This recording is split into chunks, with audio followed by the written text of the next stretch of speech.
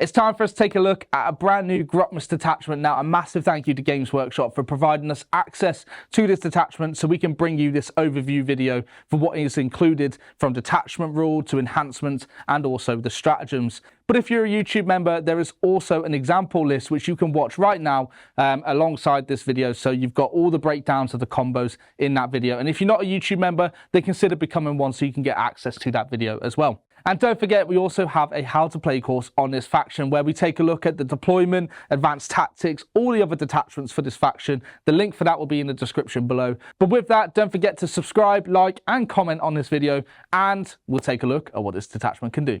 It's time for us to take a look at the brand new Harlequins detachment for the Aeldari, and we're going to take a look at the play style that this affords us when we take a Harlequins army. We're going to go through the enhancements, all the stratagems, and also the detachment rules. So Steve, what do we get for this detachment? Okay, so first of all, obviously we already have a way to play Harlequins in the Aeldari Codex, and I'm a big fan of playing Harlequins. I have a lot of most different editions, so it's really exciting to see a new, different way to play Harlequins. Of course, it's a small, limited model range, and what I'm really hoping from this is that it negates some of the weaknesses of the army. So let's get into it. The detachment rule is called the Boons of the Brood. Boons of the Brood. Yep. And what this basically gives are Harlequin mounted and vehicles sustained hits 1. Okay. So let me put that in perspective for you. You've got 3 units that can get benefit from this. Okay, you've got the Haywire. Of course, with giving that sustained hits is always great because you're going to get 2 shots a boat. The Skyweavers, you're going to get 2 shots per model. So that'll be 8 total shots then with sustained.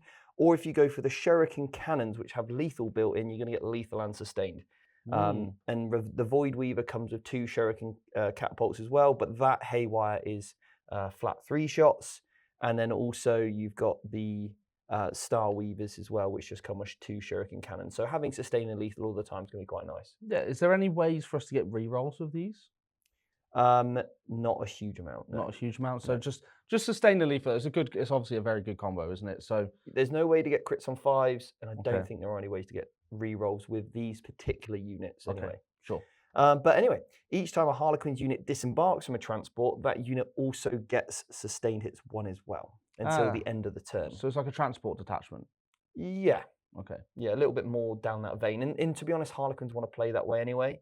Their Star Weavers are, fantastic. Basically, not only are they a 4-up invulnerable save transport, they're super fast, but at the end of the combat phase, you can just jump back in as well if you're within 6. So it's wholly within 6, but yeah. Okay. So they've kind of got a similar role to how the Venom does. So you do want to get out, fight, get back in anyway. And do they have any of those, like in the other Harlequin detachment, if you take it, you can take troop battle lines? Exactly. Okay, cool. Yeah, so your Death Jester, your Shadow Seer, and your Troop Master are unlocked. You can take obviously up to 3 of those, and Troop are battle line, and they get OC2. And obviously only 1 single solitaire. Only 1 single solitaire, yeah. Okay. All right, now enhancements. I do like these a lot. 1 Harlequins unit or the solitaire. You can give the Bearers unit Scout 6. That's good. Yeah, because also the Star Weavers, remember, are dedicated transport, so it means you could Scout move a Star Weaver as well. So that's pretty cool. I mean, I can see this being used, in a lot of different instances. I think it's going to be a guaranteed. It's a good alpha strike, though, isn't it? Like, it allows you just to get up, early bit of pressure, early trade in with some Harlequin troop unit. And push with something, Yeah, cool. All right, so the next one, again, I think is also an auto intake. You add 3 to the strengths characteristics and the attacks of your troop master. So to put that into perspective, you're going to be up to, you can definitely take in the 2 damage weapon. Yeah. You're going to be up to 6 attacks, devastating wounds, and you're going to be strength 8. So it's basically a power fist. Okay. Yeah. Well, that's good though, isn't it? Because Harlequins don't have many 2 damage weapons apart from the Shuriken and the guns themselves. So the combat's lackluster until like that Marine matchup, right? It really is. And I think the more that we've seen like World Eaters in mass come in force, Death Guard, these really quite durable Marine like Victrix Guard. I mean, I wouldn't even imagine how this army's going to play against Victrix Guard. You probably have to just play stay away. Yeah. Be a very uninteractive game. Try and score as many points as possible. Yeah. Okay. Not fun. Well, you know, so it's one of those that you'd have to really just focus on playing the mission. Mm. Okay, so the next one is called Fanged Leer. Now, this again is an auto-include. I think the Death Jester, when he's using his cruel amusement ability, which allows him to pick from either ignores cover, precision, or sustained hits 3, you can pick 2 of those. Ooh, so we could have precision, sustained hits 3. I think you just go for ignores cover because then your strength 6, AP2 ignores cover 2 damage with sustained hits 3. Ooh, that's good. That's good. Yeah, I quite like that as an option. So, Shame we don't have any rerolls though. Yeah. Okay. But still, if you do roll those 6s, he's going to be popping. Exactly. Yeah. Right, then we've got the Shedskin Raidment. This is for a Shadow Seer. It basically gives you redeploy for 3 units. Less important compared to the other 3. And we don't have infiltrators, do we? No, we don't know. No. Okay. With Harlequins, can we take Aeldari units in a Harlequins list? So could you take like Striking Scorpions or Rangers? I believe you can. Yeah. I've written a list which, you know, has that in. I wouldn't see why there was any other you know, restrictions to it. It doesn't say that there's any restrictions here. It just means you could take more Harlequins than... Yeah, okay, exactly that. Yeah, there's no sort of other restrictions on that. Well, the redeploy would be good then if you're having something like Rangers and stuff, because you can do the aggressive, put them in front, and then redeploy them to safety. I think the only issue is the other 3 are just really, really strong. I know, yeah. So it's kind of conflicting with those a little bit. But yeah, I mean, on the whole, I've got a list with a unit of Rangers in, and also, but we'll talk about that on members anyway. Yeah, absolutely. Okay, so the first stratagem, Jord, this for me is probably going to be played every single turn. It's going to be called Fangs of the Brood, all right? And at the start of the fight phase, 1 troop unit from your army until the end of the phase. When using your Dance of Death ability, you select all 3 abilities, not just the 1. So you're going to have reroll 1s to hit, +1 to wound, sustained hits from the detachment rule, and you're also going to be -1 to hit on the clapback. And obviously this, of course, then would also affect the Troop Master. Now, he already re-rolls hits of 1 to hit and wound himself anyway. Oh, okay. But he would also give him the +1 to wound, which he kind of needs. So we do have a form of re-rolls here and re-roll 1s, but now we're going to get +1 to wound and re-roll 1s to hit. The +1 to wound on the Troop Master at strength 8 as well. That's good. It's good, yeah. But it's just a shame it doesn't proc his damage up, because if anybody's got -1 damage, this army is going to really struggle. I feel their pain. However, I would have said for the most part, you've got 3 weapon options. The Power Sword is probably, you know, you always take that on the sergeant of the squad, or the troop leader, should I say. But the Harlequin's Blade is only strength 3, but it's 5 attacks, not 4s. So if you have 4 models with this, that's 4 additional attacks to proc off sustained hits. And you're mostly, whether you're strength 3 or 4, doesn't really matter too much, I don't think. The 4s into Marines means it's on 4s, and then 3s with +1 to wound maybe, but... You got more likelihood with those 4 extra attacks to get more devs through. Yeah, exactly. The devs is also very nice, because of your more attacks, more sustained probability, and with the rerolls. So I don't know. We have to just test that out. I'm not sure which way works better. Anyway, so the next stratagem that we have is in your shooting phase, one of your vehicle units. So not, you know, I'm annoyed that it doesn't include mounted here. Right. But the Harlequin vehicles can reactive move back 6 inches or forward, obviously. So basically shoot and scoot. Yeah. Okay, for 1 CP of 6 inches, but you then can't declare a charge. Now, what I do like this for is the way that the Troop Master works is that he can help you pile in 6, not 3. Sure. So what this will allow you to do is, if you've got out of the boat and for whatever reason you've piled in and you've got too far away from potentially where you've ended your charge move, you can look at the board state and think, actually, what I'm going to do here is I'm going to shoot my Star Weaver, zoom it forward, so when you pile into that next unit you want to hit, and you've killed them, you can end up wholly within 6 inches of your Star Weaver, so then you can get back in. So you can use it, I think, this stratagem is a way of just helping your Troop Master to kill the first unit with 1, to then can get back in its close one, and then the next one can pile into another unit behind it, and then get back in as well. So I think you could use it in that way. Or of course, the Void Weavers have lone operative 18 inches. But they've only got a 24-inch gun. So what this means is you can get within that 24, shoot, move back, and now you're, you know, putting potentially 30 inches between you and your opponent. They'll need to at least make up 12 inches before they can even target you. I like it. All right. It's got tricks, hasn't it? And I think that's what Harlequin Detachment really needs to make it feel like Yeah. Harlequins Detachment. Yeah, I mean it's not bad. I don't think that's you know, I think especially now with the UKTC, I can definitely see some areas and pockets where I think that fire and fade would be quite nice. Yeah, absolutely. Okay, so strike in stride, that's a mouthful. Your charge phase, you can advance in charge with the Harlequins unit. I think desperately needed. Yeah, brilliant. Well, that scout move unit, that now is an ultimate alpha strike unit, isn't it? Because it just scout 6, you can disembark and go absolutely nuts into your opponent's line. Well, and send a Solitaire in as well. Yeah, exactly. So, end of the fight phase, a mounted unit can then make, if it's not within engagement range, it can make a normal move or a fallback move of up to 6 inches. So again, here we've seen this with the Carnon bike and the White Guards attachment. We've seen this with Custody bikes, Heroic Intervene, kill the unit, reactive move 6 at the end of the fight phase, then move on. I quite like that. So I think 1 unit of bikes on my list is probably going to happen just to make sure I can make the most of this. Okay, then we've got the Weaving Stride. There's lots of strides going on. We've got opponent's movement phase, basically reactive move flat 6, so your squad tactics, whatever you want to call it. But that's Harlequins infantry only. But again, it is a normal move, so it would allow you to embark in a transport if somebody got by. I was going to say, like, you remember that play you said earlier where you can try and set up things. If you don't actually have the movement then you have a chance in your opponent's turn to then just react and move back into a transport anyway. So yeah, I quite like that. That's good. Yeah.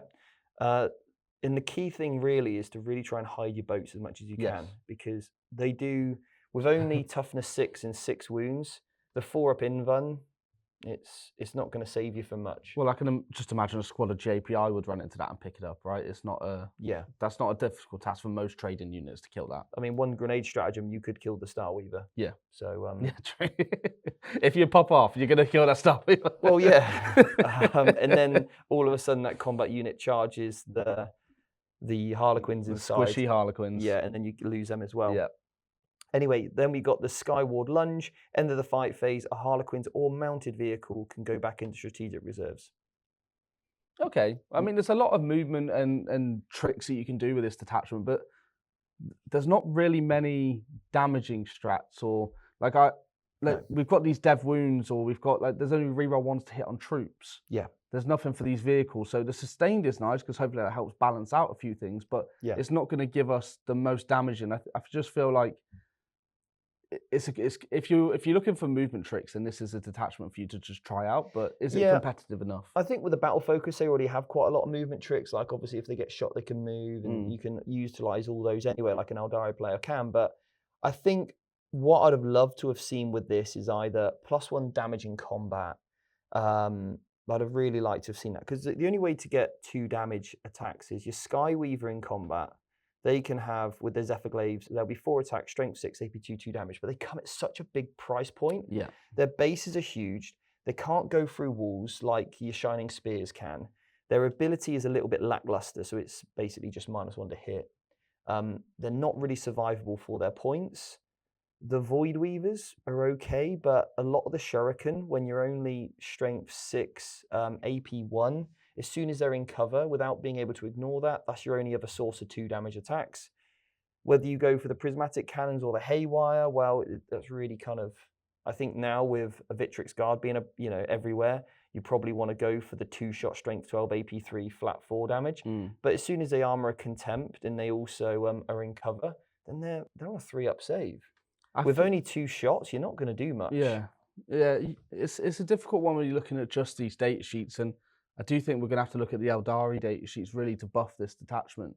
But then the problem is you're relying on just those the units to really make the most of this detachment. Yeah. And if the strength in the Aeldari Codex is the Codex units, you're going to take a detachment that strengthens the units that you want to take. Yeah. Would you, if you're an Aeldari player, of course, then you can, take Aspect Host or whatever, right? But I think if you want to play true Harlequins with maybe like some of the Corsairs in maybe like a unit of Rangers just for some mission play, so then you don't lose your really expensive troops. I would love to be wrong. I would love to be proven wrong, and I'd love to really see this work on the table. But I think it's going into one of those things like, how am I going to deal with monsters? How would you play into a demon army?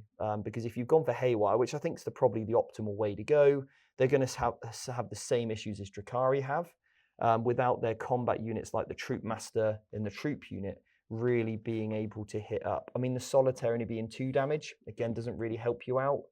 So there's not many ways to even tuck into that 3 or 4 damage, which sometimes you do need into those bigger, tougher targets. I think even if you've just got 2 damage, there needs to be multiple ways to give you +1 to wound, or even re-rolls to some extent that allows you to punch up into those higher targets.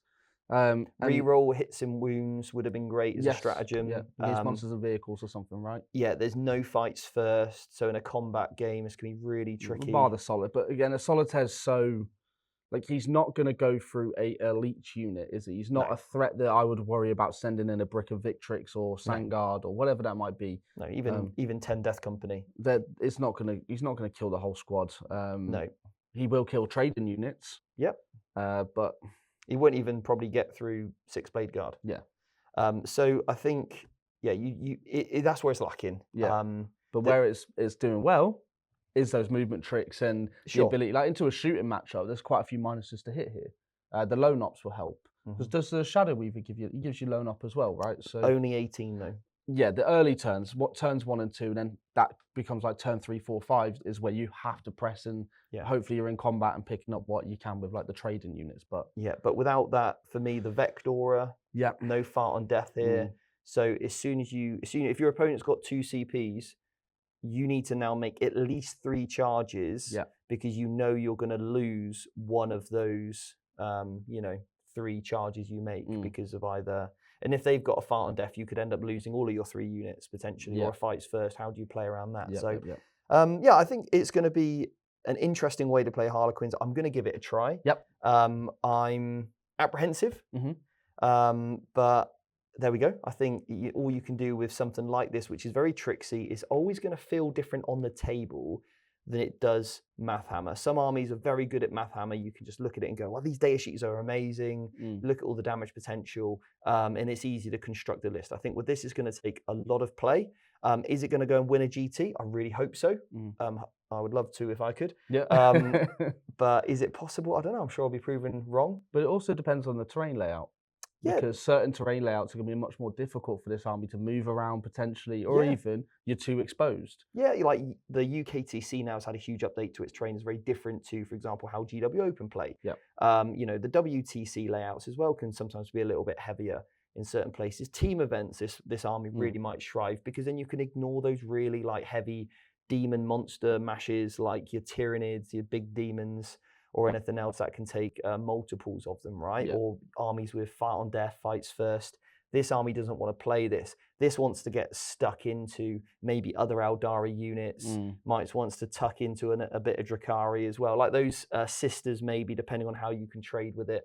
That's where I think this army could do quite well. It does feel like the Drakari Codex in a way, where it does have that it has that good matchup, but then it has some really bad matchups. But should we get stuck into an example list over on members? Let's do it.